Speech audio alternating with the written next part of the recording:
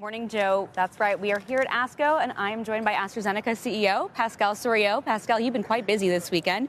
You have a lot of data that you're presenting here. I want to start with Serena-6 because there's been so much debate around this. You're trying to basically proactively look for mutations in people who are getting treatment for breast cancer. So instead of waiting for those tumors to grow and then treating them with your drug, you're looking for this mutation earlier. And there's this conversation around, yes, you want to be proactive, but also is it worth the stress on the patient? And also the cost of the test is, what, about $5,000 every few months. So talk to me about that debate. Is it worth it?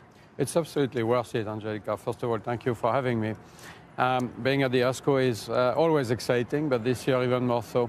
So to answer your question, in the past, the way you would treat cancer is that you would give patients a given treatment, chemotherapy or something else, and then wait to see whether the cancer would progress and return.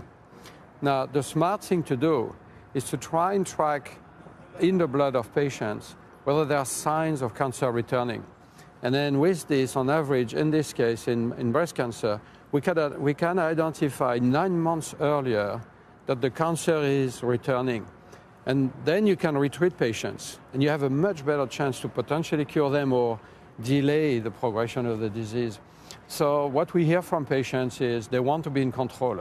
They want to know that their disease is stable, and so they are not worried at all with this blood test.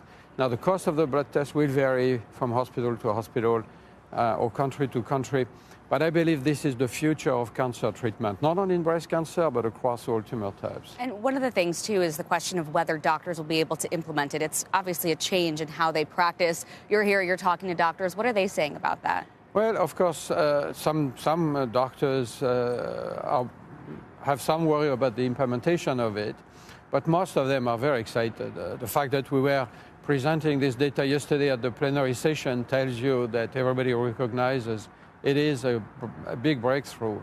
And I should have maybe explained for your audience that what we are doing actually is looking for the sign of cancer in the blood of patients, because actually tumors, they shed DNA in the blood, and you can actually identify this in the blood.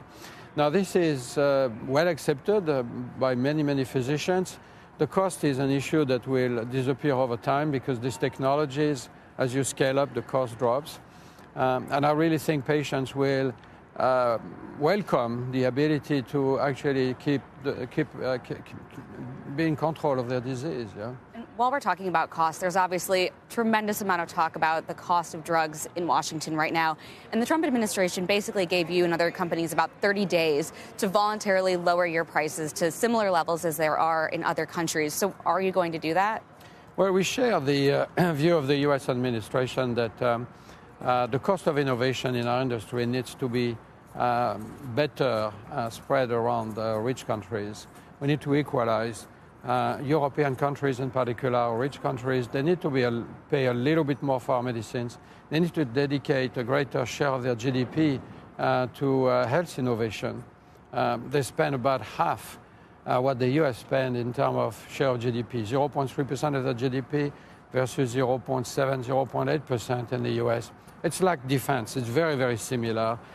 So they need to spend a bit more. So U.S. prices can be slightly lower and European prices a bit higher, and we equalize. Will that happen? Actually, the question is, how can this happen? But it's important that it happens because it's also the interest of patients in Europe and the interest of those countries. Our industry creates a lot of good jobs through innovations, investment in R&D. And for patients, it's important to have access early. Got to remember, it's not only a question of price, it's a question of access. In the US, people get access immediately if they have an insurance, of course. In Europe, they usually wait 2, 3, 4 years before they can get access to medicines that can actually save their lives. And if the most favored nations policy does go through, what does that mean for you? Your revenue as a company, but also, again, that access potentially here in the U.S.? Yeah, I mean, it depends how an equalization policy, I mean, what people may call MFN, how this is implemented. I started in the industry a long time ago, and in those days, innovation in our industry was coming out of Europe. 30 years later, it's coming out of the U.S. So the U.S. is leading. The U.S. has a leadership position in life sciences and biopharmaceuticals. And a reform that would affect the entire industry, all the existing products today, would really affect very substantially the leadership the US has in biosensors. You cannot destroy this. It's so important for the country to keep global leadership and keep, in the long run, sovereignty over the health of people in this country. So lower prices, for sure, but it has to be done in a way that doesn't affect this leadership the US has.